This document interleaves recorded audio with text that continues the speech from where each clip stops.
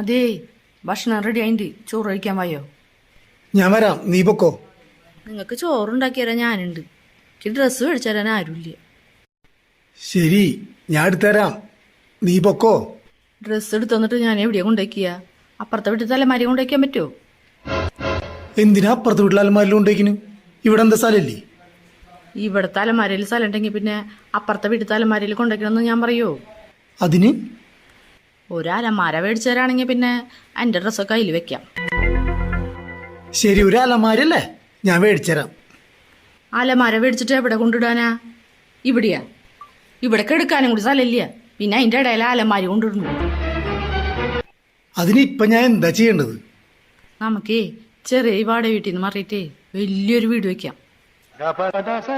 ശരി, ഞാൻ റെഡിയാക്കി തരാം. എവിടെ? എൻ്റെ തലയിലാ? ഇപ്പൊ എന്താ നിന്റെ